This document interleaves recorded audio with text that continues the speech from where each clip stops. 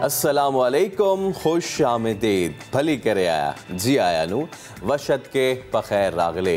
नया दिन के साथ मैं हूँ सैयद फैसल करीम और मैं हूँ महक असलम लाहौर से। गुड मॉर्निंग जितने भी लोग हमें देख रहे हैं। और जब लाहौर में आप मौजूद हों, अपने घर में आप मौजूद हों, तो बड़ा अच्छा महसूस करते हैं और हमारे चेहरों से अंदाज़ा आप लगा सकते हैं कि कितनी फ्रेशनेस आती है कि आप अपने घर के पास से जो है ना शो कर रहे होते हैं, अपना काम कर रहे होते हैं। कराची भी हमारा घर है, लाहौर भी हमारा घर है, बल्कि पूरा पाकिस्तान हमारा घर है। और पूरे पाकिस्तान में इस वक्त जो मौसम है वो काफ़ी खुशगवार है। स्पेशली अगर मैं लाहौर की बात करूँ तो लाहौर का मौसम बड़ा अच्छा है। सुबह के वक्त ठंडी ठंडी हवा थी, हल्की हल्की बारिश थी, रात को भी बारिश हुई है। अब आज पूरा दिन पता नहीं बारिश रहती है या नहीं रहती, लेकिन हवा बहुत अच्छी चल रही है। आई थिंक लाहौर का मौसम आज बहुत अच्छा रहने वाला है। और अगर हल्की हल्की बारिश ही रहे ना तो ज़्यादा बेहतर है, क्योंकि ज़्यादा बारिश होती है ज़्यादा पानी आता है। लेकिन खैर लाहौर में काम ज़रा अच्छा होता है, तो ये जो ज़्यादा पानी आता है ये बहुत ज़्यादा जल्दी निकाल भी दिया जाता है। कराची में भी बहुत ज़्यादा बारिश हो रही है। ज़रा प्रोग्राम के सिलसिले को आगे बढ़ाते हैं और बलूचिस्तान के हवाले से हम बात करेंगे, सैलाब और नुकसानात। और ये इस दफ़ा का सीज़न का ऐसा फ्लड बलूचिस्तान में हमने देखा जो कि हमने पहले कभी नहीं देखा। इतनी ज़्यादा तबाही, हज़ारों की तादाद में मवेशी मर गए, न जाने कितने घर मुनहदिम हो गए और न जाने कितने हमारे प्यारे बहन भाई जो हैं वो घरों से बेघर हो गए। और आज हम बात करेंगे और इस पर बात करने के लिए हमें ज्वाइन कर चुके हैं। हमारे साथ हैं सूबाई सेक्रेटरी हिलाल अहमद बलूचिस्तान मोहम्मद अयूब साहब और deputy director planning and rescue Asghar Jamali साहब। सबसे पहले असगर जमाली साहब, मैं आपकी तरफ आती हूँ। रेस्क्यू और रिलीफ ऑपरेशन से मुतालिक मैं चाहूँगी कि आप प्लीज़ डिटेल्स अगर हमें फराहम कर सके। ये ऑपरेशन कहाँ तक पहुँचा है, कितने लोगों को रेस्क्यू कर लिया गया है, कहाँ कहाँ मुंतकिल किया गया लोगों को? जी शुक्रिया। जैसे कि आपको पता है कि इस दफ़ा जो हालिया बारिशें हुई हैं बलूचिस्तान में, इन्होंने कोई तकरीबन ऑलमोस्ट जो है 40 साल का जो है रिकॉर्ड जो है तोड़ा है। और हमारे इस वक्त जो है 31 डिस्ट्रिक्ट जो है इफेक्ट हुए हैं इन बारिशों से। और उसके साथ साथ आपको ये बताएं कि जो 26 अजला ऐसे हैं जिनको हमने क्लाइमेटरी हिट एरिया डिक्लेयर किया गया है, और उनमें जो है हमारे मोस्टली जो इफेक्टेड हैं आपके झलमगसी था, किला सैफुल्ला था, कच्ची था, झलमगसी का एरिया था, और सराउंडिंग कुछ पशीन और नौशकी के कुछ एरियाज थे। तो उसके लिए आपको बताएं कि जो हमारी टीमें थी जो मौजूद थी, जिन्होंने रेस्क्यू ऑपरेशंस जो हैं वहाँ पे किया, आपके लसबेला में, पशीन में, किला सैफुल्ला में, जो मुख्तलिफ लोग जो हैं फंस गए थे पानी में, फ्लड वाटर में, उनको हमने निकाल लिया। और इस वक्त ये बताएं कि आपको रेस्क्यू ऑपरेशन जितना भी था वो कंप्लीट हो चुका है। साथ में उसके रिलीफ ऑपरेशन हमारा चल रहा है। और हमने कुछ जो है टेम्परेरी डिस्प्लेस पर्सनस के लिए TDPs, कुछ कैंप वगैरह जो है हमने इस्टेब्लिश किए थे किला सैफुल्ला में और लसबेला में। सो किला सैफुल्ला में जो कैंप थे वो तो अभी जो है वो भी ख़त्म हो चुके हैं अल्हम्दुलिल्लाह से, क्योंकि लोग वापस अपने घरों में चले गए, सिचुएशन नॉर्मल हो चुकी है। लेकिन लसबेला में जो है वहाँ पे अभी तक हमारे जो है 3 जो हैं कैंप जो हैं वो मौजूद हैं।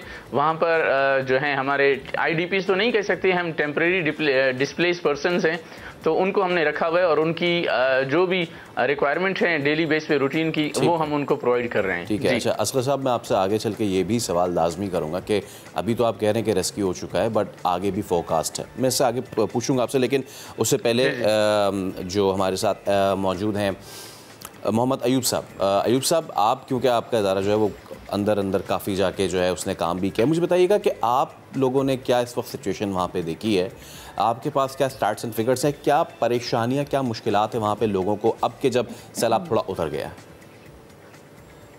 शुक्रिया, आपने मुझे लाइन पे लिया। सबसे पहले जैसे आपने शुरू में ही बताया कि बलूचिस्तान में जो हालिया तूफानी और तबाहकुन बारिशों की वजह से काफ़ी नुकसान हुए, सैलाब की शक्ल इख्तियार किया गया। मेरे ख्याल में 2010 के बाद ये तबाहकुन एक सूरत हाल पाया जा रहा है बलूचिस्तान में। काफ़ी डिस्ट्रिक्ट इससे मुतासिर हुए हैं। जब से ये सैलाब आया, चूँकि रेस्क्यू का अमल गवर्नमेंट के साथ साथ बाकी इदारे भी कर रहे हैं, हिलाल अहमद ने गवर्नमेंट के साथ मिलकर हमने वहाँ पे रिलीफ का काम शुरू किया। हमने वहाँ पे जो पानी है साफ करने वाला सीटा प्लांट्स वगैरह वहाँ पे जलमक्सी और जफराबाद वहाँ पे हमने डिप्लॉय किया, जो 30,000 लीटर पर डे के हिसाब से वहाँ पे हम साफ पानी लोगों को मुहैया कर रहे हैं। इसके साथ साथ हमने मेडिकल टीमें वहाँ पे डिप्लॉय की, जो वहाँ पे हम मुफ्त अद्वियात वगैरह और मुफ्त मेडिकेशन और रेफरल केस जो भी है वो वहाँ पे हम देख रहे हैं। इसके अलावा जो फेज़ 1 में, चूंकि ये 2 फेज़ों में ये बारिशें हुई, फेज़ 1 में हमारे ये कोयटा, पशीन, किला सैफुल्लाह, लोरलाई ये डिस्ट्रिक्ट ज़्यादा मुतासिर हुए। तो वहाँ पे हमने कैश 12,000 पर फैमिली के हिसाब से हमने कोयटा, किला सैफुल्लाह और पशीन में 500 लोगों में हमने ये कैश का अमल जो है वो तकरीबन कंप्लीट कर दिया। थ्रू इसी पैसा लोग कैश लेंगे, इससे जो है काफ़ी लोग इससे मुस्तफ़ीद होंगे। अच्छा, मैं असगर साहब आपके पास मैं आना चाहूँगा। आपने अभी कहा कि फ़िलहाल रेस्क्यू का जो अमल है वो तो ख़त्म हो चुका है, लेकिन क्योंकि आपको भी पता है कि अभी मानसून का स्पेल ख़त्म नहीं हुआ है और दोबारा आना है, हमारी मेट से भी बात हुई, दोबारा भी आना, दोबारा भी बारिश होनी है। आप लोग कितना तैयार हैं कि खुदा ना खास्ता अगर दोबारा पानी आता है इसी तरीके से तो कोई जानी नुकसान ना हो? जी बिल्कुल, जैसे कि आपको पता है इस वक्त अभी भी एक स्पेल चल रहा है जो 10 अगस्त से लेकर 14 अगस्त तक है, जिसको नाम दिया गया गंगोर का। तो इस स्पेल के हवाले से हमने इस दफ़ा ऐसे किया है कि जितने भी हमारे एलाइड डिपार्टमेंट थे, यूएन एजेंसीज़ हैं, सब के हमने उनके SOPs डेवलप करके, उनके रोल एंड रिस्पॉन्सिबिलिटीज़ डेवलप करके तमाम DDMAs को भी कन्वे कर दिया है। जितने भी हमारे डिप्टी कमिश्नर साहिबान हैं, हमारे DDMAs हैं, उसके साथ साथ जितने डिपार्टमेंट हैं उनको भी कन्वे कर दिया गया है कि भाई जो हमारे मोस्ट वल्नरेबल पॉइंट हैं, जो ज़्यादा इफेक्ट हुए, वहाँ पर अपनी मशीनरी जो है आप डिप्लॉय करें, अपने स्टाफ को विजिलेंट करें ताकि कोई खुदा न खास्ता ऐसी सूरत हल ना हो। उसके साथ साथ आपको मैं बताता चलूँ कि हमने जो आइडेंटिफाई किए 10 मोस्ट अफेक्टेड डिस्ट्रिक्ट जिनमें ज़्यादा कैजुअल्टीज़ और इंजरीज और डैमेजेस रिपोर्ट हुए, तो उसके लिए हमने जो है यूएन एजेंसीज़ के साथ मिल के कोऑर्डिनेशन करके उनके ताउन से हम जो हैं इस वक्त जो 10 आपके मोस्ट अफेक्टेड डिस्ट्रिक्ट हैं उसमें हम multi sectoral rapid need assessment करने जा रहे हैं। आज सिटी में कल उनकी यहाँ पे ट्रेनिंग हुई थी, उसके बाद जो वॉलंटियर से मुख्तलिफ डिस्ट्रिक्ट से हमने लिए थे और ऑर्गेनाइजेशन से उनकी ट्रेनिंग करवा के, वर्कशॉप करवा के कैसे उन्होंने वो जाना है, क्या काम करना है रैपिड नीड असेसमेंट में मल्टी सेक्टोरल्स के लिए, तो वो उनकी ट्रेनिंग कंप्लीट करके हमने आज उनको भेज दिया कि आप लोग इस वक्त जाएं, इनिशियल डेटा लेकर आएं, क्योंकि जो इस वक्त हमारे पास जो एस्टिमेटेड फिगर हैं जो हमें आए हैं आपके क्या कहते हैं डिस्ट्रिक्ट से कि इस वक्त 176 कैजुअल्टीज़ हैं आपके पास और जो है मोर देन जो है 1000 जो इंजरीज थे जिनको जो है ट्रीटमेंट करके हमारी रेस्क्यू 1112 की जो टीमें थी PDMA की अपनी, उन्होंने उनको ट्रीट करके वहाँ पे पहुँचा दिया। उसके साथ साथ आपको ये बताएं कि इस वक्त जो रफ एक राउंड एक फिगर हमारे पास आ रहा है कि 50,000 के करीब जो लोग हैं वो इफेक्ट हुए हैं, उनके जो है हाउस डैमेजेस हुए हैं। तो उसके साथ साथ हमने जो है इस वक्त अपने रिसोर्सेज से PDMA ने 20,000 फैमिलीज को जो है हमने सपोर्ट कर दिया है और 10,000 और मजीद को भी जो है हमने कर दिया। तो इट मीन्स कि 30,000 लोगों को हमने जो है food and non food item dispatch कर दिए हैं। उसके अलावा NDMA, हमारी पाक आर्मी, FC बलूचिस्तान वो भी हमारे साथ है, वो भी हमारे साथ कोऑपरेट कर रहे हैं। हमने आपने देखा कि लसबेला में हमने थ्रू हेली सर्विस के जो है लोगों को जो है एवोक्यूएट किया जो वहाँ पे फंसे हुए थे स्टक वाटर्स में, स्टैगनेंट में, तो उनको भी हमने रेस्क्यू किया। तो हमारे जितने भी इदारे हैं इस वक्त हमारे साथ हैं, हम काम कर रहे हैं। और एक और मजे की बात बताते चलूँ कि फॉर द फर्स्ट टाइम ये हिस्ट्री होगी गवर्नमेंट की कि आप अभी तक स्पेल चल रहे हैं और विद इन 10 डेज में हमने इस वक्त आपके जो हैं 94 जो हैं पर्सन थे जो कैजुअलिटी जिनकी थी फर्स्ट फेज में, जिनका हमारे पास डेटा आया था डिस्ट्रिक्ट एडमिनिस्ट्रेशन की तरफ से, उनको हमने कंपनसेट कर दिया है प्रोविंशियल गवर्नमेंट के थ्रू। 10 लाख जो हैं पर पर्सन हमने जो है उनको कंपनसेट भी कर दिया है। दूसरी जो सेकंड फेज है उसके लिए भी हमने समरी मूव कर दी और सून विद इन 2-3 डेज में आ जाएगी, तो वो भी हम उनको कंपनसेट कर देंगे अपनी प्रोविंशियल गवर्नमेंट की डायरेक्शन पे। तो अल्हम्दुलिल्लाह प्रोविंशियल गवर्नमेंट बिल्कुल एक्टिव है, अपनी अवाम के साथ है, हम उनके साथ बिल्कुल काम कर रहे हैं उनके लिए इंशाल्लाह। ठीक है। अच्छा अयूब साहब, आपकी तरफ आना चाहती हूँ, मुझे बताएगा कि हेल्थ इश्यूज़ भी बहुत ज़्यादा हम देख रहे हैं बलूचिस्तान में, मुख्तलिफ बीमारियाँ जन्म लेती हुई नज़र आ रही हैं, हैज़ा हो गया, दीगर बीमारियाँ, अगर इस हवाले से भी आपके पास कुछ डिटेल्स हो तो प्लीज़ बताएगा। हाँ बिल्कुल, फ्लड से जैसे आपको पता है स्किन डिजीज़, डायरिया वगैरह मुख्तलिफ बीमारियाँ भी ये इससे पैदा हो जाती। तो इस सिलसिले में लालेमर के मेडिकल टीमें ऑलरेडी हमारे वहाँ पे जलमक्सी और जफराबाद में काम कर रहे हैं, जिसमें ज़्यादातर बच्चे और ख़वातीन इससे ज़्यादा मुतासिर हो रहे हैं। और हम उनको उनके डोर स्टेप पे यानी हम गांव जा रहे हैं, वहाँ पे उनको सर्विसेज दे रहे हैं मेडिकल के हवाले से, उन्हें फ्री जो है मेडिसिन वगैरह जो है वहाँ पे हम दे रहे हैं। ठीक है। और अयूब साहब, मैं ये भी आपसे जानना चाहूँगा कि जैसे कि मैंने असगर साहब से भी पूछा कि आगे की तैयारियां, आगे की प्लानिंग, क्योंकि अभी मानसून ख़त्म नहीं हुआ है, यकीनन टेम्परेरली डिस्प्लेस्ड पीपल तो हैं, लेकिन इनके लिए परमानेंटली अभी क्या किया जा सकता है? और ख़ास तौर पे यहाँ पे जो ट्रेंड्स होते थे, ये ट्रेंड रिकॉर्ड टूटे हैं, यहाँ पे इतनी ज़्यादा बारिशें हुई हैं, तो आगे अगर इस तरह की कोई चीज़ आती है तो उससे निपटने के लिए क्या तैयारियाँ हैं? बिल्कुल, आपका क्वेश्चन वैलिड। हमारी जो स्टाफ है रज़ाकार, चूँकि हम वॉलंटियरी बेस्ड जो है वो इदारा है और volunteers are the backbone of हमारी टीमें तैयार है 24 घंटे। हमारे ऑपरेशनल सेंटर जो है वो 24 आवर जो है वो फंक्शनल है। टेम्परेरी शेल्टर की सूरत में भी हम लोगों को असिस्टेंस दे रहे हैं। इसके अलावा कैश जो हो सकता है उनके कुछ और ज़रूरियात हो, वो इस कैश से उन ज़रूरियात को पूरा कर सकते हैं। अहले अमर इस सिलसिले में गवर्नमेंट के शाना बशाना बिल्कुल हर वक्त तैयार है। सही, ठीक है, बेहद शुक्रिया, आप दोनों हमारे साथ मौजूद हैं, अयूब साहब और असगर जमाली साहब। आगे बढ़ते हैं और ज़रा फैसला करते हैं। और इसके अलावा फैसलाबाद से पहले आपको ये बताएंगे कि ख्वाबों की ताबीर और वादों की वक्त से पहले तकमील का सफ़र तेज़ी से जारी है। पार्क व्यू सिटी इस्लामाबाद के ओवरसीज़ ब्लॉक में प्लॉट्स की कुरानदाजी और जे ब्लॉक के नक्शे की रूनुमाई का मरहला आन पहुंचा है। तकरीब आज शाम 5 बजे होगी। शाहिद आफरीदी और वसीम अकरम मेहमान खुसूसी होंगे। शहजाद अली रिपोर्ट कर रहे हैं। पार्क व्यू सिटी इस्लामाबाद की तामीर वफाकी दारुल-हुकूमत के बीचों बीच बैनुल-अक़वामी मेयार के इंफ्रास्ट्रक्चर और डाउनटाउन प्लानिंग का शाहकार। अवाम खुसूसन सरमायाकारों की अव्वलीन तरजीह, पुरफिजा मुकाम और पहाड़ों के दामन में जदीद तामीरात का शाहकार बेहतरीन रिहायशी व कमर्शियल मंसूबा,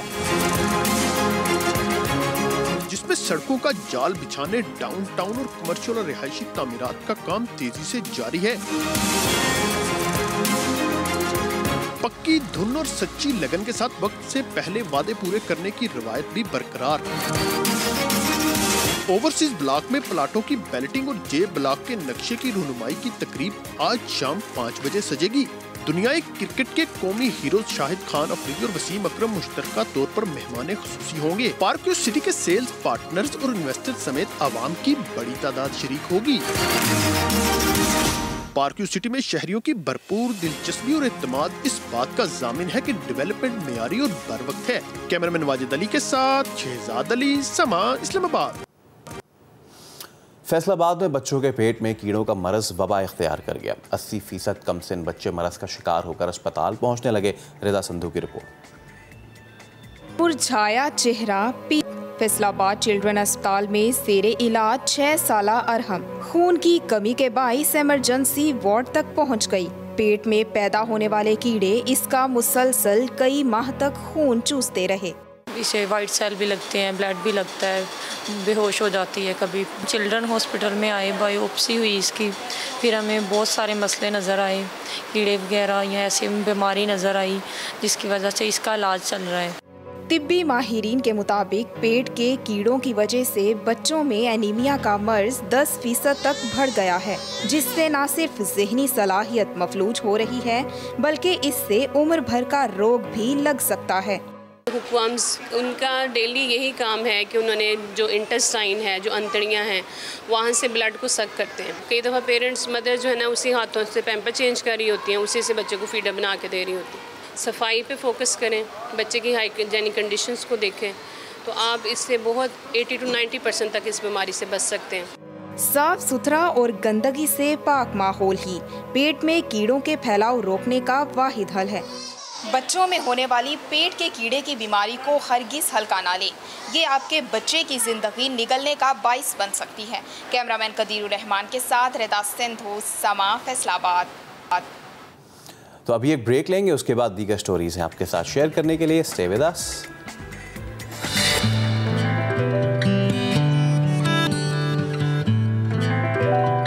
किसी भी मुल्क और समाज की तरक्की का दारोमदार नौजवानों को करार दिया जाता है।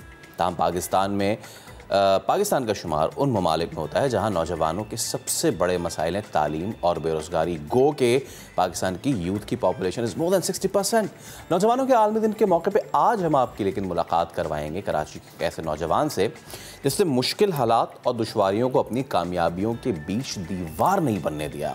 मुसलसल मेहनत, तालीम हासिल करने की लगन ने फल फरोश के बेटे को ऐसा सब्र का फल अता किया कि उसे इंजीनियर बना दिया। असद रज़ा इस वक्त हमारे साथ मौजूद हैं, उनसे इनकी कामयाबी पर हम बात करते हैं। असद, अस्सलाम वालेकुम। सबसे पहले तो आपको टीम नदन की तरफ से बहुत बहुत मुबारकबाद। माशाल्लाह से बड़ा ज़बरदस्त आपने ये तमाम तर काम किया। असद, मुझे सबसे पहले तो ये बताएं कि कैसा आपका चाइल्डहुड था, क्या बनना चाहते थे, क्या ख्वाब देखते थे, ये बताइए पहले। अच्छा, बचपन में मैंने जब तालीम हासिल करने का बड़ा शौक़ था, पढ़ाई का बड़ा शौक़ था, तो स्कूल में एडमिशन लिया वहाँ के स्कूल में, और बहुत पढ़ाई में बहुत ज़्यादा इंटरेस्ट हुआ और वहाँ की तालीम काफ़ी अच्छी रही और वालिदैन भी काफ़ी सपोर्टिव थे और वो चाहते थे कि हमारे बच्चे पढ़ें, तो उन्होंने भी सपोर्ट किया और तालीम हासिल करी। मैंने अपनी प्राइमरी तालीम मुकम्मल करी।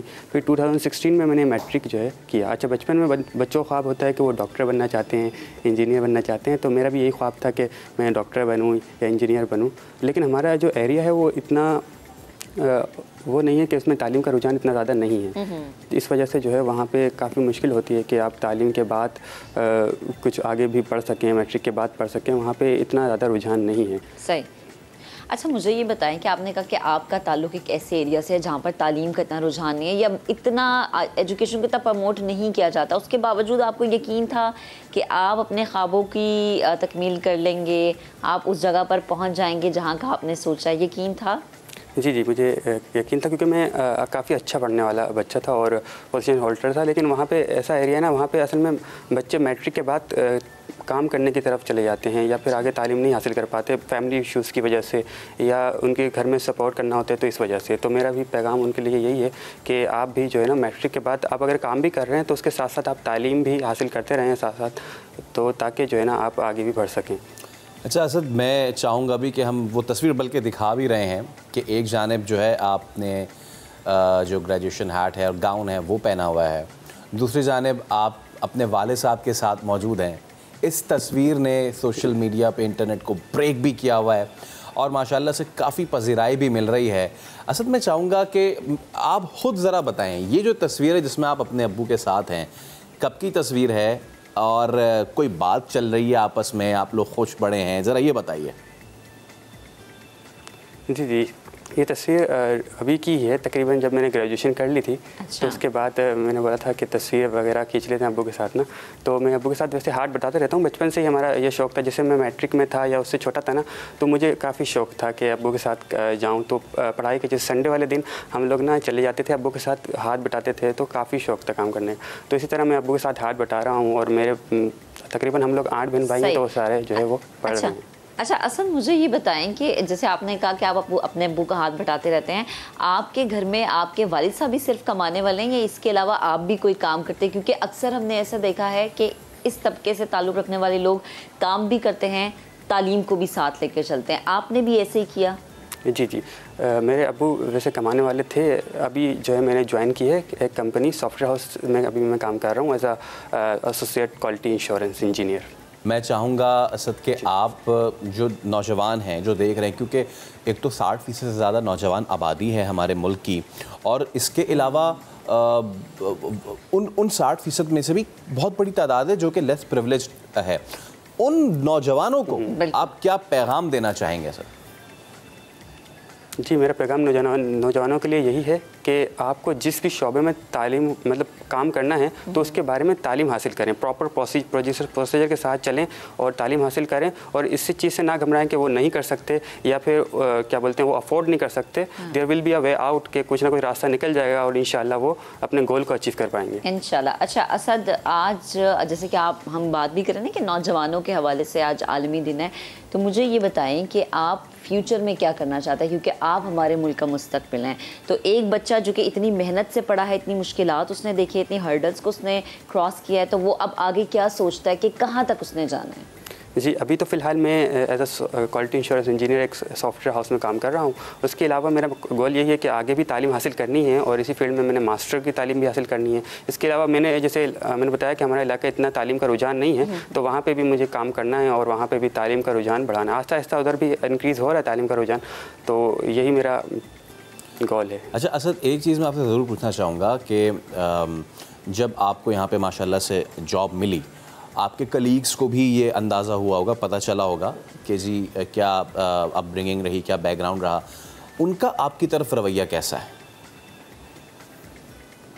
कलीग्स का? जी जी जी जी जी जी काफ़ी खुश हैं वो लोग और काफ़ी अच्छा महसूस करते हैं। और काफ़ी बच्चे दोस्त मेरे ऐसे भी हैं जैसे वो मैट्रिक के बाद तालीम हासिल नहीं कर पाए किसी वजह से, लेकिन अब वो मेरे को यहाँ पे देखते हैं तो काफ़ी खुश भी होते हैं और वो भी चाहते थे कि यार हम भी तालीम हासिल कर लें, बट किसी वजह से वो तालीम हासिल नहीं कर पाए। तो यही मैं मैसेज देना चाहूँगा कि आप तालीम को ना रोकें कहीं पे भी, क्योंकि तालीम ही एक ऐसा ज़रिया है जिसके ज़रिए आप जो है काफ़ी ज़्यादा अचीवमेंट हासिल कर सकते हैं। बिल्कुल ऐसे ही। अच्छा सर, चूँकि आपके यकीनन अम्मा अब्बा भी आपको देख रहे होंगे और अम्मा अब्बा तो बहुत बड़े सपोर्ट सिस्टम होते हैं, चाहे हम अपनी बात कर लें या आपकी या किसी भी शख्स की हम बात करें, तो अम्मा अब्बा के लिए भी कोई यकीनन मैसेज होगा, कोई दिल की बात जो कि कभी उनसे ना कही हो लेकिन आज हमारे प्लेटफॉर्म के थ्रू आप कह सकते हैं। जी, अम्मी अबू से यही मैसेज है कि आप जिसे सपोर्ट करते हैं इस तरह करते रहें, और बाकी मेरे छोटे बहन भाई भी हैं, वो भी अभी माशाल्लाह से पढ़ रहे हैं, तो उनको भी आगे पढ़ाएं। मेरी 3 बहनें हैं, उनको भी आगे से आगे पढ़ाएं ताकि जो है ना वो भी कुछ ना कुछ कर सकें आगे जाके। बहुत शुक्रिया असद। एक तो आप इंस्पिरेशन है, आज के दिन के हवाले से भी आपने जो यूथ को पैगाम दिया है बहुत इंस्पायर, यही वो चीज़ें हैं कि जो हमें जो है मोटिवेट करती हैं।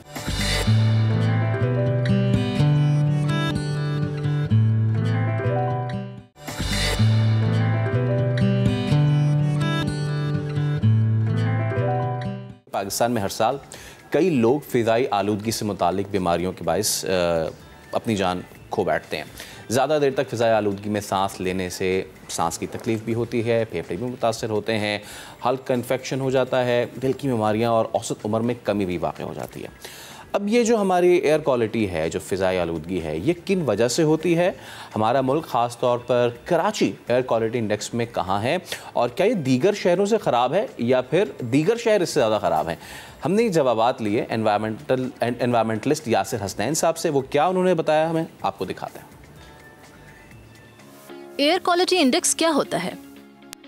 जिस वक्त में आप सांस ले रहे होते हैं तो आप साफ़ हवा और ऑक्सीजन के अलावा कौन से पोल्यूटेंट्स उस हवा के अंदर शामिल हैं, उनको आप पढ़ते कैसे हैं। So this is the thing, आप उसकी रीडिंग कैसे लेते हैं। जैसे टेम्परेचर की होती है उसी तरह से हवा के मेयार की इंडेक्स होता है जो एक नंबर होता है। एयर क्वालिटी इंडेक्स में हमारा मुल्क कहाँ खड़ा है? आई थिंक इसमें हमें झिझक नहीं होनी चाहिए कि we are pretty much at the bottom of the list. तो उसकी वजह यह है कि हमारे इन्वायरमेंट के जो मिनिस्ट्रीज़ हैं या ओवरऑल जो पॉलिसी है उसके अंदर environment and climate change is a low priority. मुझे ये कहने में बिल्कुल झिझक नहीं है क्योंकि इसको हाई प्रायोरिटी होना चाहिए, but it has been low priority. And इसकी वजह से जो हमारे एग्जिस्टिंग लॉज हैं, देखिए हमारे यहाँ लॉज अच्छे मौजूद हैं लेकिन उनको जान के इम्प्लीमेंट नहीं किया जाता है। तो ये एक गैप है जिसको कि हमारी कोशिश है कि ये क्लोज़ हो, यानी इम्प्लीमेंटेशन हो। कराची की हवा में ऑक्सीजन के अलावा क्या क्या है? कराची दुनिया के सबसे बड़े शहरों में, और दुनिया में सबसे बड़ा शहर होने का मतलब ये है कि जितने लोग हैं उस हिसाब से ट्रैफिक भी है और पोल्यूशन भी है। तो जब पेट्रोल जलता है तो उसके अंदर कार्बन मोनोऑक्साइड भी प्रोड्यूस होता है, कार्बन डाइऑक्साइड भी प्रोड्यूस होता है, नाइट्रोजन ऑक्साइड और सल्फ़र डाइऑक्साइड। ये सारे जो हैं specially carbon monoxide, sulphur oxide और nitrogen oxide, they are simply poison. ये जिन लोगों की सांस लेने की क़ुव्वत कमज़ोर है, ठीक है, उनकी मौत वाक़ हो सकती है। इसलिए आप ये पेशेंट्स में देखेंगे। इसके अलावा जनरली स्पीकिंग लंग की और हार्ट की डिजीज़ इससे डायरेक्टली रिलेटेड हैं। और आप लाहौर में अगर रहते हैं तो आप समझिए कि आपके 5 साल कम हो जाते हैं, क्योंकि वहाँ की एयर क्वालिटी का स्टैंडर्ड इंतहाई ख़राब है। दुनिया के सबसे ख़राब गंदी हवा, और उसमें सबसे ज़्यादा जो प्रोपोर्शन है वो ट्रैफिक का एग्जॉस्ट ही है। किसी भी शहर की हवा को ख़राब करने में कौन कौन सी चीज़ें शामिल होती हैं या कौन कौन से अवामिल कार फरमा होते हैं? ट्रांसपोर्टेशन के अलावा पावर जनरेशन एक बड़ा कंपोनेंट है, यानी एनर्जी जनरेशन। हमें जाना चाहिए सोलर की तरफ, जबकि अगर आप कराची के अराउंड देखें तो तकरीबन 9 प्लांट्स हैं जिसमें कि फर्नेस ऑयल बर्निंग जो सबसे ज़्यादा पोल्यूटिंग होता है वो मौजूद है, उसका पोल्यूशन होता है। फिर आपके coal burning, coal is a fossil fuel और अगेन इट्स प्रोड्यूसिंग पॉइजन। इसी तरह से तो ये अराउंड कराची मौजूद हैं, तो इनका हवा के साथ साथ इधर से उधर ये हमारी फ़िज़ा में उसके एमिशंस आते हैं। तीसरी चीज़ जो है वो होता है ऑर्गेनिक, यानी जैसे कचरा है, अब वो जब चीज़ें सड़ती हैं ऑर्गेनिक चीज़ें तो उसमें से मीथेन गैस निकलती है। इसी तरह से जो गटर है आपका, उसके अंदर भी जो डिकम्पोजिशन हो रहा है ऑर्गेनिक, वो जो बू आती है, इनफैक्ट वो सल्फ़र और मीथेन वो गैसेस हैं वो, ठीक है। और तो ऑर्गेनिक चीज़ों का डिके, ऑर्गेनिक चीज़ों को कचरे में से हम अलग भी कर सकते हैं क्योंकि वो सारी कंपोस्टेबल चीज़ें हैं। क्या लाहौर की फ़िज़ा कराची से ज़्यादा आलूदा है? कराची में वी आर फॉर्चुनेट कि हम समंदर के किनारे हैं, तो गर्मियों का जो सीज़न है इसमें मानसून की हवाएं आती हैं, तो बहुत सी हवा जो है ना वो आगे बढ़ जाती है, गायब नहीं हो जाती, आगे बढ़ जाती है, ठीक है। अब पंजाब में ये सिचुएशन नहीं है, वहाँ पे इस तरह की हवा मौजूद नहीं है, तो जो एमिशंस, जो गाड़ियों के एमिशंस शहर के अंदर हैं लाहौर में, वो वहीं के वहीं खड़े रहते हैं, ठीक है। अब इसमें आप ऐड कर दें स्मॉग जो सर्दियों में होती है, सर्दियों में ही ज़्यादा होता है एक्चुअली, तो वो एक डेडली कॉम्बिनेशन बन जाता है कि लाहौर का जो PM 2.5 की वैल्यूज़ हैं वो 1100 भी एक्सीड करती हैं कंटिन्यूसली 2-3 दिन 4 दिन विंटर के अंदर। तो वो आपका जो स्केल है वो उस स्केल की मैक्सिमम वैल्यू से 3-4 टाइम्स है। ख़राब होते हुए एयर क्वालिटी इंडेक्स को कैसे ठीक किया जा सकता है? तो हमें क्या करना है कि हमने अपने फॉसिल फ्यूल वाले ग्लासेस उतार देने हैं और ग्रीन ग्लासेस पहन लेने हैं, इको फ्रेंडली, ठीक है। तो जितनी गाड़ियाँ हैं आपकी वो आपकी इलेक्ट्रिक पे आ जानी चाहिए, जितनी मोटर बाइक्स हैं वो इलेक्ट्रिक पे आ जानी चाहिए। पेट्रोल का इस्तेमाल ज़ीरो हो जाना चाहिए, zero petrol, zero poisonous gases in the air. इसी तरह से कोल को आपको फेज़ आउट करना है, आहिस्ता आहिस्ता ख़त्म करना है। नए कोल प्लांट्स तो अब नहीं लग रहे हैं, लेकिन जो एग्जिस्टिंग हैं उनको आहिस्ता आहिस्ता एक मुद्दत के अंदर आपको फेज़ आउट करना है। अगेन ये वही पोल्यूशन पैदा करते हैं, तो अगेन फॉसिल फ्यूल से अलग जाना है। बिजली हमें सोलर, विंड, इन चीज़ों से पैदा करनी है। थोड़ी बहुत हाइड्रो पे बहुत ज़्यादा डिपेंड नहीं करना है, क्योंकि हमारे पास पानी की भी शदीद किल्लत हो रही है क्लाइमेट चेंज की वजह से। सो जो चीज़ हमारे यहाँ मौजूद है और फ्री की मौजूद है, हम क्यों नहीं उसको यूज़ करें। तो हमने सिचुएशन देखी कि शहर कराची का एयर क्वालिटी इंडेक्स कितना ख़राब है, कितना ख़राब हो चुका है, एंड सरप्राइजिंगली लाहौर का कराची से ज़्यादा ख़राब है। अब इसको जांचना चाहिए हमें। अब इसको कैसे जांचेंगे हम? हमारे साथ सोफिया हसनैन साहबा मौजूद हैं जिन्होंने एयर क्वालिटी इंडेक्स को जांचने के लिए शहर में मुख्तलिफ़ जगहों पे डिवाइसेस जो हैं वो इंस्टॉल की हैं। सोफिया अस्सलाम वालेकुम, बहुत शुक्रिया हमसे गुफ्तगू करने के लिए। सबसे पहले तो मैं आपसे ये जानना चाहूँगा कि ये जो आपने सारे इंस्टॉल किए हैं, कितने इंस्टॉल किए हैं पूरे शहर में, और उससे क्या फ़ीडबैक आपको अब तक मिला है? और साथ ये भी बताइएगा कि क्या गवर्नमेंट लेवल पे कोई है मॉनिटरिंग इसकी, कितनी ज़्यादा है? Thank you. Assalamu alaikum. Thank you for inviting me. So हमारी कंपनी ने कराची में 20 अब तक एयर क्वालिटी मॉनिटर्स लगाए हैं। ये एयर क्वालिटी मॉनिटर्स जो हैं ये low cost air quality monitors की क्लासिफिकेशन में आते हैं। सो हमारे यहाँ टिपिकली जब एयर क्वालिटी मॉनिटरिंग होती थी शहरों में, तो वो होती थी समझे कि हुकूमत कर रही है और वो एक बड़ा यूनिट लगा लेती थी। तो कराची में आप समझे कि अगर आप एयरपोर्ट पर एक यूनिट लगा देंगे तो वो रिप्रेजेंट नहीं करता आज कराची की एयर को, ठीक है, तो एयरपोर्ट पे जो एयर क्वालिटी है वो लांडी कोरंगी जी एक तो अपनी बात मुकम्मल कीजिएगा और मेरा सवाल भी ले लीजिएगा। मैं ये जानना चाह रही हूँ कि इस डिवाइस को बनाने में कितना खर्चा आया होगा टोटल? अच्छा, ये देखें, ये लो कॉस्ट की कैटेगरी में आती हैं, ये बहुत ही सस्ती होती हैं। तो अगर मैं बात करूं कि जो हुकूमत जो मॉनिटर्स लगाती है, जिनको रेफरेंस मॉनिटर्स या कंप्लायंस मॉनिटर्स कहते हैं, ये उनसे तकरीबन 1000 गुना सस्ते होते हैं डॉलर टर्म्स में। बिल्कुल वो 1000 गुना कम होते हैं और उनकी जो है वो रिक्वायरमेंट, जो मेंटेनेंस रिक्वायरमेंट्स है वो भी बहुत कम होती है। हाँ, ये एक बात है कि उनका जो डेटा है वो उस क्वालिटी का नहीं होगा जिस क्वालिटी का वो है, लेकिन आजकल चूंकि आप कैलिब्रेशन वगैरह कर सकते हैं इन लो कॉस्ट में, तो आप उनका डिफरेंस भी मालूम कर सकते हैं। और आइडिया ये है कि आप एक एयरपोर्ट की साइड पे कराची जैसे बड़े शहर में लगाने के बजाय उसी प्राइस पे अगर आप 1000 इस शहर में लगाते हैं तो आपके पास ज़्यादा हाइपर लोकल डेटा आएगा। हाइपर लोकल डेटा से आपको ये पता चलता है कि किस वक्त किस इलाके में कचरा जलता है, उससे क्या फ्यूम्स निकलते हैं, किस वक्त ट्रैफिक का दबाव ज़्यादा होता है उस इलाके में, ट्रैफिक के लिए क्या करना है, कचरा जलाने के लिए क्या करना है, इसके अलावा कंस्ट्रक्शन के लिए क्या करना है। तो जब तक आपके पास हाइपर लोकल डेटा नहीं होगा, कराची जैसे शहर में जहाँ एक गली में हमारी अपना एक्सपीरियंस है, कल की बारिश के बाद एक गली में पानी खड़ा है, एक में नहीं खड़ा है, एक में गटर का मसला है, तो इस जैसे शहर में आप ये नहीं एक्सपेक्ट कर सकते कि आपके पास सिर्फ एक एयर क्वालिटी मॉनिटर होगा। तो जैसे जैसे आप हाइपर लोकल डेटा एक्वायर करते जाएंगे, आपके पास ज़्यादा अंडरस्टैंडिंग आएगी कि आपने इस मसले को हल कैसे करना है, क्या फैक्टर्स हैं जिनकी वजह से आप इस मसले को ये मसला बढ़ रहा है और इसको एड्रेस करके आप किस तरह से कोई सोल्यूशन निकाल सकते हैं कराची की एयर क्वालिटी का। ओके अच्छा सोफिया, आपकी बात से मैं यही जान पाया हूँ कि गवर्नमेंट लेवल पे एयर क्वालिटी इंडेक्स को शायद इतना सीरियस नहीं लिया जाता, बिकॉज आप इक्का दुक्का डिवाइस लगा के और उसको समझे कि पूरे शहर को वो केटर कर सकता है, दैट्स नॉट पॉसिबल। ऐसे ही है। और दूसरा, अगर if you have access to your device, अगर आप हमें इस वक्त दिखा सके तो वो हमारे लिए बड़ा अच्छा हो जाएगा। अच्छा, ये डिवाइस जो है ये एक बहुत छोटी सी डिवाइस है, मैं इस वक्त मेरे पास है नहीं, तो हम लोग ये डिवाइस जो है ये आउटडोर में लगाते हैं। जैसे आपने कहा गवर्नमेंट, तो रिसेंटली KMC ने हमें सपोर्ट किया है।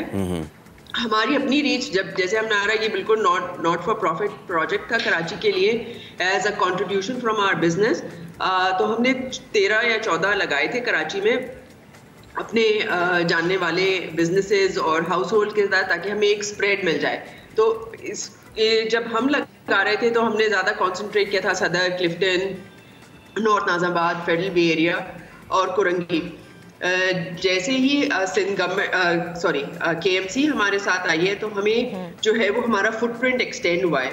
अब हम मंगो पीर और हॉक्स बे और इसी तरह मलिर में कुछ गुंजान इलाके जहाँ पे के KMC की प्रेजेंस है, हम वहाँ तक पहुँच चुके हैं। तो इस वजह से गवर्नमेंट ने एक तरह से सपोर्ट किया है और हम चाहते हैं कि गवर्नमेंट और सपोर्ट करे ताकि हमारे पास जो इन्फॉर्मेशन आए वो रिलायबल हो और उस पर एक्शन लिया जा सकता हो। तो डेटा जो है वो अगर एक्शनेबल होगा तो उससे आप अर्बन प्लानिंग भी कर सकते हैं। तो आज हमें ये नहीं पता है कि हम पार्क ले जाते हैं अपने बच्चों को, वहाँ पे क्या एयर क्वालिटी है, क्या हम उन्हें किस चीज़ से हम उन्हें एक्सपोज कर रहे हैं। इसी तरह हम बच्चों को जब स्कूल छोड़ने जाते हैं, और कराची में ये एक बहुत ही कॉमन सी बात है स्पेशली मिडिल और अपर मिडिल क्लास में, कि वो अपने बच्चों को गाड़ियों में छोड़ने जाते हैं। तो जैसे ही इतनी सारी गाड़ियाँ एक जगह जमा होती हैं, आप बच्चा गाड़ी से उतरता है और वो एक बहुत dangerous level of poor air quality से एक्सपोज होता है। तो ये सारी चीज़ें हैं जिनकी इंफॉर्मेशन आवाम तक पहुंचनी चाहिए। पता होना चाहिए कि हमारे अस्पताल, हमारे स्कूल, हमारे पार्क कहाँ हैं, उनमें जाने से इंसान को ज़्यादा नुकसान हो रहा है या फ़ायदा हो रहा है। और इसी तरह ट्रैफिक के लिए भी हमें कुछ करना चाहिए। अभी यासिर बात कर रहे थे फ्यूल क्वालिटी के ऊपर, हमें देखना चाहिए कि हम किस तरह से ये डिपेंडेंस अपनी कम कर सकते हैं कि एक गाड़ी, एक मोटरसाइकिल पर जो है ना वो एक बंदा जाए, ज़्यादा पब्लिक ट्रांसपोर्ट को हमें खुद डिमांड करना चाहिए। अगर ये डेटा, हमारा डेटा भी जो है वो अवेलेबल है पब्लिकली, हमने इसमें अवेयरनेस वीडियोस भी बनाई है जिसमें हमने बताया कि आप एक अगर रक्शे से एक्सपोज होते हैं तो आपको रक्शे के करीब होते हैं अगर आप, तो आप कितना एक्सपोज होते हैं पुअर एयर क्वालिटी और गैसेस के लिए। इसी तरह अगर एक नॉर्मल और सोफी साहब, सॉरी मैं आपको इंटरप्ट कर रही हूँ, मेरा एक सवाल है, प्लीज़ मेरा सवाल भी लीजिएगा, अपनी बात भी मुकम्मल कीजिएगा। आप जिस तरह बात करिए ना कि जिस तरह मोटरसाइकिलों के हवाले से या बाकी हवालों से ये डिवाइस जो डेटा इकट्ठा करिए, मैं चाहूँगी जो इस वक्त हमें देख रहे हैं, सुन रहे हैं, आप बताएं कि डेटा जो आपके पास आया है वो है क्या, ताकि हमें पता चल सके कि हमारी फ़ज़ा कितनी आलूदा होती है जिसमें हम बहुत बड़ा किरदार अदा कर देते हैं। अच्छा, तो देखिए मैं देखती हूँ, अगर मैं अपना स्क्रीन क्या शेयर कर सकती हूँ आपके साथ, तो मैं आपको डेटा दिखा सकती हूँ। आप सोफिया आप ऐसे ही अगर बता सकें तो। अच्छा देखिए, जो ऐसे ही मैं अगर आपको बताऊं तो एयर क्वालिटी जो है वो हम जो पैटर्न देखते हैं उसमें ये है कि और ये एक हमारा कॉमन कराची में रहने का एक्सपीरियंस है कि हमारा ट्रैफिक जो है वो ओरिजिनेट करता है नॉर्थ साइड से। सो नॉर्थ कराची हो गया, बल्दिया हो गया, नॉर्थ और वेस्ट से, और ये अक्सर ट्रैवल करता है शारा फैसल और क्लिफ्टन और इस तरह। तो हम ये देखते हैं कि इन एरियाज़ में जहाँ बल्दिया है, नॉर्थ नाज़ाबाद है, यहाँ पर शुरू में सुबह के वक्त ट्रैफिक जो है वो ज़्यादा होता है और एयर क्वालिटी बहुत ख़राब होती है। इसी तरह जैसे जैसे ये ट्रैफिक शारा फैसल और क्लिफ्टन की तरफ आता है तो ये एयर क्वालिटी ख़राब होती रहती है। लकीली क्लिफ्टन और डिफेंस वाले इलाके और इवन कोरंगी क्रीक में जो है वो एयर क्वालिटी ज़्यादा ख़राब नज़र इसलिए भी नहीं आती कि वहाँ पर समंदरी हवाएं चलती हैं, जिसकी वजह से एयर पोल्यूशन जो है वो और नॉर्थ की तरफ पुश होता है। तो एक वजह तो ये है जो हमें नज़र आती है। एयर क्वालिटी इंडेक्स और मौसम के ऊपर भी डिपेंड कर रहा होता है। एयर क्वालिटी जो कराची की है वो मौसम के ऊपर भी डिपेंड कर रही होती है, टाइम ऑफ द डे पे भी कर रही होती है, और बहुत सारी पिक्यूलियर चीज़ें जैसे कि कंस्ट्रक्शन है। जब हमने हैदरी पे यूनिट लगाया था तो उस ज़माने में ग्रीन लाइन की कंस्ट्रक्शन हो रही थी और उस ज़माने में हमने देखा कि बहुत ज़्यादा ख़राब एयर क्वालिटी थी हैदरी के इलाके की। लोगों ने महसूस भी किया होगा, वो थोड़ी सी बेहतर हो गई है। कंस्ट्रक्शन एक बहुत बड़ा फैक्टर है क्योंकि आप जो है वो पार्टिकल्स को बहुत हाई प्रिसिजन में काट रहे होते हैं और डस्ट होती है, तो ये सारी डस्ट भी ठीक है। Sophia, thank you so much. उम्मीद है आपको शो पसंद आया होगा। कल आपसे दोबारा मुलाकात होगी, तब तक रखें अपना ख्याल। अल्लाह हाफ़िज़।